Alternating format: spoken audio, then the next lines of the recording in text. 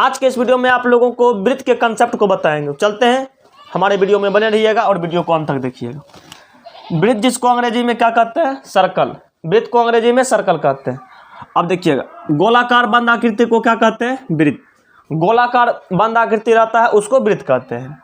ये वृत्त के चारों ओर का घेरा जो होता है इसको परिधि कहते हैं। क्या कहते हैं? इसको परिधि कहते हैं। इसको परिधि कहते हैं या परिमिति कहते हैं या परिमाप कहते हैं या अंग्रेजी में सरकमफ्रेंस कहते हैं। अब देखिए, यहाँ एक बीच में केंद्र रहता है जिस पर चाप रख करके वृत्त को घुमाया जाता है, इसको वृत्त का केंद्र कहते हैं। इसको वृत्त का क्या कहते हैं? केंद्र कहते हैं। अब देखिए, ये रेखा क्या कर रहा है? वृत्त को दो बिंदु पर प्रतिच्छेद कर रहा है। वृत्त को दो बिंदु पर प्रतिच्छेद करने वाली रेखा को कहते हैं छेदक रेखा। क्या कहते हैं? छेदक रेखा। उसके बाद ये देखिएगा, ये रेखा जो है वृत्त को दो बिंदु पर स्पर्श कर रही है, तो वृत्त को दो बिंदु पर स्पर्श करने वाली रेखा को जीवा कहते हैं। क्या कहते हैं? ये आपका हो जाएगा जीवा। ये क्या हो जाएगा? जीवा। वृत्त को दो बिंदु पर स्पर्श करने वाली रेखा को क्या कहते हैं? जीवा। एक वृत्त में अनंत जीवा हो सकती है। एक वृत्त में क्या हो सकती है? अनंत जीवा हो सकती है। और सभी जीवा की लंबाई क्या होती है? असमान होती है। सभी जीवा की लंबाई क्या होती है? असमान होती है। और इसी में से एक वृत्त का एक जीवा जो होता है जो सबसे बड़ी होती है, यानी कि जो बीचों बीच वाली होता है, जो केंद्र से होकर जाती है। तो वृत्त की सबसे बड़ी जीवा को क्या कहते हैं? वृत्त की सबसे बड़ी जीवा को व्यास कहते हैं। यह हुआ वृत्त की सबसे बड़ी जीवा। वृत्त की सबसे बड़ी जीवा। वृत्त की सबसे बड़ी जीवा। सबसे बड़ी जीवा। वृत्त की सबसे बड़ी जीवा, इसको क्या कहते हैं? व्यास, जिसका अंग्रेजी डायमीटर होता है। इसको डी से डिनोट करते हैं। डिफर क्या होता है? डायमीटर, इसको डी से दिखाते हैं। अब देखिएगा, पूछेगा एक वृत्त पर कितने व्यास खींचे जा सकते हैं? तो एक वृत्त पर अनंत व्यास खींचे जा सकते हैं। इधर से भी खींच सकते हैं, इधर से भी खींच सकते हैं, इधर से भी खींच सकते हैं। एक वृत्त में अनंत व्यास खींचे जा सकते हैं, लेकिन सभी व्यास की लंबाई क्या होता है? बराबर होता है। अब देखिए, ये पूरा यहाँ से यहाँ व्यास कहलाएगा। अब ये इसका आधा यहाँ से यहाँ, ये आपका त्रिज्या कहलाएगा। मतलब केंद्र से परिधि की दूरी ये आपका त्रिज्या कहलाएगा। ये आपका क्या कहलाएगा? त्रिज्या। ये आपका क्या कहलाएगा? त्रिज्या। ये आपका क्या कहलाएगा? त्रिज्या। और त्रिज्या जो होता है व्यास का क्या होता है? आधा होता है। त्रिज्या को दिखाते हैं आर से, तो आर बराबर आपका हो जाता है d/2। आर का मतलब त्रिज्या, डी का मतलब व्यास। तो त्रिज्या जो होता है वो व्यास का आधा होता है। त्रिज्या क्या होता है? व्यास का आधा होता है। पूछेगा एक वृत्त की कितनी त्रिज्याएं हो सकती है? तो एक वृत्त में अनंत त्रिज्याएं हो सकती है, लेकिन सभी त्रिज्या की लंबाई क्या होगी? सभी त्रिज्या की लंबाई आपस में बराबर होगी।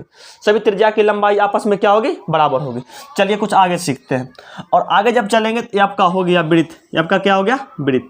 अब यहाँ से एक वृत्त पर एक रेखा खींचते हैं जो केवल एक बिंदु पर स्पर्श करके चल जाती है। ठीक, तो ये आपका हो गया स्पर्श रेखा। ये आपका क्या हो गया? स्पर्श रेखा। यानी कि जो रेखा वृत्त को केवल एक बिंदु पर स्पर्श करती है उस रेखा को क्या कहते हैं? उसको स्पर्श रेखा कहते हैं। उस रेखा को क्या कहते हैं? स्पर्श रेखा। जो रेखा वृत्त को केवल एक बिंदु पर स्पर्श करती है उस रेखा को क्या कहते हैं? स्पर्श रेखा। तो ये भी आपका स्पर्श रेखा है। देखिए, यहाँ से खींचते हैं तो ये भी आपका क्या है? ये भी आपका स्पर्श रेखा है। ये भी आपका क्या है? स्पर्श रेखा है। ये भी आपका क्या है? स्पर्श रेखा है। चलिए, बहुत प्रकार का ऑब्जेक्टिव क्वेश्चन बिहार बोर्ड में पूछा जाता है। पहला नंबर पूछेगा, वृत्त को एक बिंदु पर प्रतिच्छेद करने वाली रेखा को क्या कहते हैं? ये आपका कहला जाएगा स्पर्श रेखा। क्या कहला जाएगा? स्पर्श रेखा। नेक्स्ट क्वेश्चन पूछेगा कि स्पर्श रेखा वृत्त को कितने बिंदु पर स्पर्श करती है? तो वृत्त को केवल एक बिंदु पर स्पर्श करती है। क्या बिंदु पर करती है? केवल एक बिंदु पर स्पर्श करती है। नेक्स्ट क्वेश्चन पूछेगा, स्पर्श रेखा वृत्त को जिस बिंदु पर स्पर्श करते हैं उस बिंदु को क्या कहते हैं? इस बिंदु को क्या कहते हैं? तो इस बिंदु को कहते हैं स्पर्श बिंदु। क्या कहते हैं? इस बिंदु को कहते हैं स्पर्श बिंदु। इस बिंदु को क्या कहते हैं? स्पर्श बिंदु। इस बिंदु को क्या कहते हैं? स्पर्श बिंदु।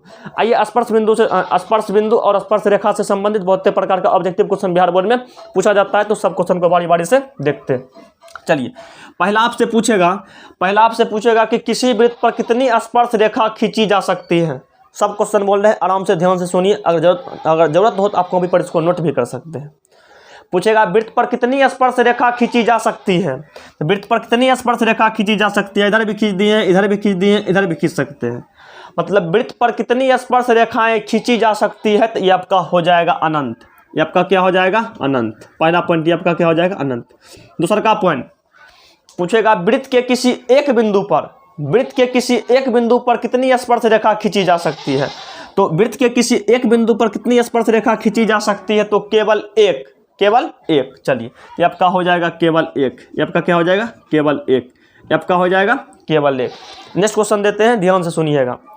पूछेगा, बाह्य बिंदु से वृत्त पर कितनी स्पर्श रेखा खींची जा सकती है? बाह्य बिंदु से वृत्त पर कितनी स्पर्श रेखा खींची जा सकती है। मान लीजिए यहाँ कोई बिंदु है, तो यहाँ से खींचेंगे तो एगो चला आएगा इधर और एगो चला आएगा इधर। तो जैसे मान लीजिए ये आपका PA हो गया, ये आपका PB हो गया, तो क्या खींचेंगे, 2 को खींच सकते हैं। यानी कि बाह्य बिंदु से वृत्त पर केवल 2 स्पर्श रेखा खींच सकते हैं। तो इसका आंसर क्या हो जाएगा, 2। ये 2 हो जाएगा। और दोनों का लंबाई क्या होता है, आपस में बराबर होता है। दोनों का लंबाई आपस में क्या होता है, बराबर होता है। दोनों का लंबाई आपस में क्या होता है, बराबर होता है।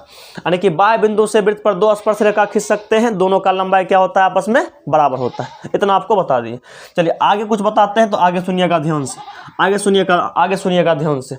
अगला क्वेश्चन आपको कहेगा कि किसी वृत्त पर कितनी समांतर स्पर्श रेखा खींच सकते हैं। किसी वृत्त पर कितने समांतर स्पर्श रेखा खींच सकते हैं। देखिएगा, यहाँ से यहाँ खींचेंगे, यहाँ से यहाँ खींचेंगे, समांतर रेखा क्या हो जाएगा, 2 हो जाएगा। ये क्या हो जाएगा, 2 हो जाएगा। तो 2 किसी वृत्त पर कितने समांतर रेखा खींच सकते हैं, तो 2 कितना खींच सकते हैं, 2 खींच सकते हैं। नेक्स्ट क्वेश्चन पूछेगा आपसे, नेक्स्ट क्वेश्चन आपसे पूछेगा कि किसी वृत्त के व्यास, मान लीजिए किसी वृत्त के व्यास के दोनों छोरों, ये आपका व्यास हो गया, इसका दोनों छोरों हो गया। किसी वृत्त के दोनों व्यास, किसी वृत्त के किसी व्यास, सुनिएगा आराम थोड़ा सा बोलने में चला जाते हैं।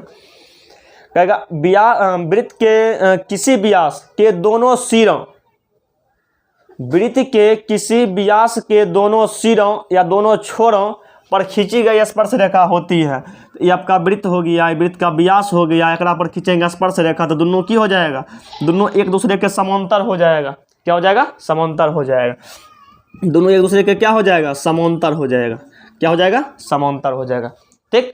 नेक्स्ट क्वेश्चन पूछेगा, वृत्त के अंतः बिंदु से वृत्त पर कितनी स्पर्श रेखा खींची जा सकती है। वृत्त के अंतः बिंदु से, जैसे मान लीजिए ये आपका वृत्त हुआ, तो अंदर वाला बिंदु से क्या स्पर्श रेखा खींच सकते हैं, कितना खींच सकते हैं, तो एक भी नहीं। स्पर्श रेखा उसको कहते हैं कि जो केवल टच करता है। ये सब देखिए काट करके निकल रहा है, तो इसको स्पर्श रेखा नहीं कहेंगे, तो एक भी नहीं। ये क्या हो जाएगा, एक भी नहीं।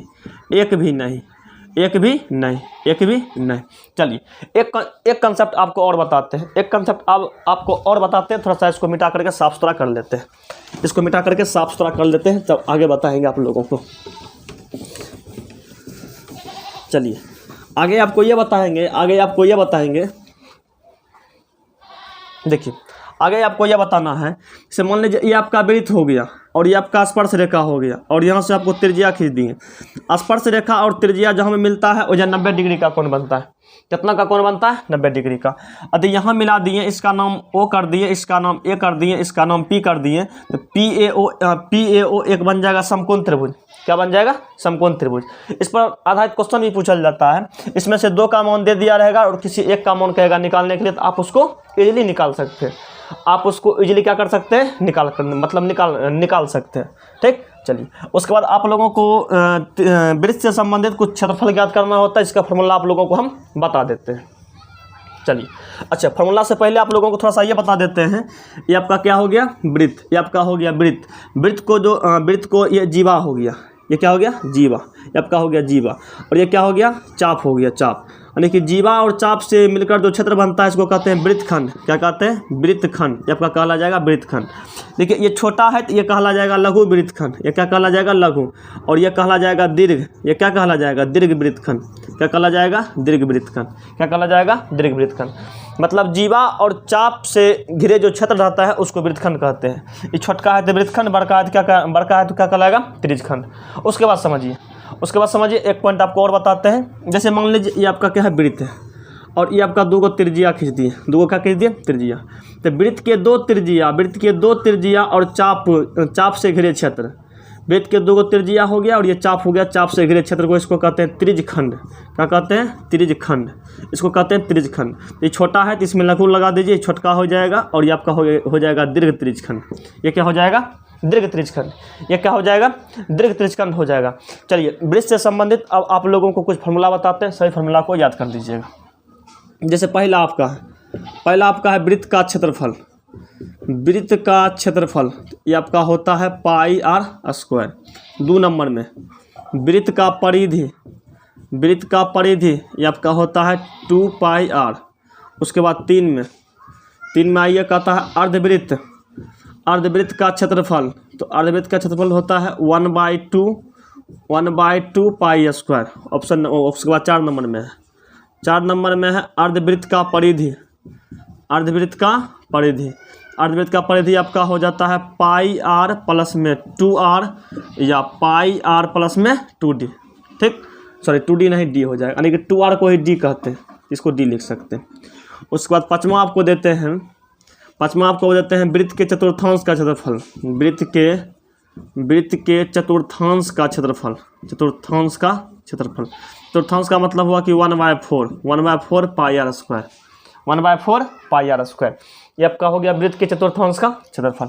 अगला आप लोगों को 6 नंबर में बताते हैं त्रिज्यखंड का क्षेत्रफल। त्रिज्यखंड का क्षेत्रफल, त्रिज्यखंड का क्षेत्रफल ये आपका होता है θ/360 डिग्री।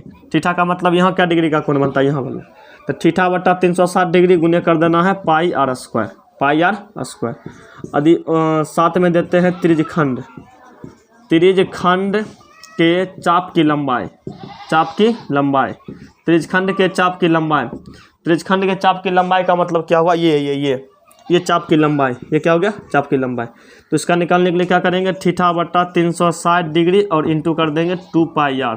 क्या कर देंगे, इंटू में 2 पाई आर। क्या कर देंगे, 2 पाई आर। चलिए 8वां में कुछ पॉइंट याद कर लीजिएगा। 8वां में आप लोगों को कुछ पॉइंट देते हैं, कुछ पॉइंट को याद कर लीजिएगा। 8वां में आप लोगों को कुछ पॉइंट बताते हैं, जो पॉइंट याद कर लीजिएगा। यदि कहेगा वृत्त का परिधि, वृत्त का परिधि, परिधि और क्षेत्रफल, कहेगा परिधि और क्षेत्रफल दोनों क्या है, समान है। ऑब्जेक्टिव में कभी कभी दे देता है कि वृत्त का परिधि और वृत्त का क्षेत्रफल आपस में क्या है, समान है। परिधि बराबर लिखेंगे 2 पाई आर, क्षेत्रफल का बराबर लिखेंगे पाई आर स्क्वायर। पाई से पाई का कहानी खत्म, ये आर से ये भी खत्म हो जाएगा। तो आर का मान कितना बच जाएगा, 2। आर बराबर हो जाएगा 2 मात्रक। ठीक है, क्वेश्चन पूछेगा कैसे, कहेगा वृत्त का परिधि, वृत्त का परिधि और क्षेत्रफल, वृत्त का परिधि और क्षेत्रफल क्या है, वृत्त का परिधि और क्षेत्रफल समान है, तो वृत्त का त्रिज्या कितना होगा, त्रिज्या आपका 2 मात्रक हो जाएगा। कितना मात्रक हो जाएगा, 2 मात्रक। कुछ पॉइंट और आपको बताते हैं। पूछेगा वृत्त का केंद्रीय कोण, वृत्त के केंद्र पर बना कोण होता है 360 डिग्री का। क्या डिग्री का कोण होता है, 360 डिग्री का, 360 डिग्री का। ठीक, अब देखिए, अब पूछेगा घड़ी में मिनट वाला सुई, तो घड़ी में मिनट वाला सुई जो है 60 मिनट में कितने का कोण बनाता है, तो 60 मिनट में बनाता है 360 डिग्री का कोण। याद रखिएगा, 60 मिनट में 360 डिग्री का कोण, यानी कि मिनट वाला सुइया घड़ी में एक बार चक्कर लगाता है तो वो 360 डिग्री का कोण बनाता है। यानी 60 मिनट में 360 डिग्री का कोण बनाता है, तो 1 मिनट में कितना बनाएगा, 1 मिनट में क्या डिग्री, 1 मिनट में बनाएगा 6 डिग्री का कोण। 1 मिनट में क्या डिग्री का बनाएगा, 6 डिग्री का कोण। और कभी आपसे पूछ देगा 30 डिग्री, कभी आपसे पूछ देगा 20 डिग्री, तो आप उसको निपटा सकते हैं। उसके बाद पूछेगा अर्धवृत्त का कोण होता है, तो अर्धवृत्त का कोण समकोण होता है। अर्धवृत्त का कोण क्या होता है, समकोण होता है। अर्धवृत्त का कोण क्या होता है, समकोण होता है।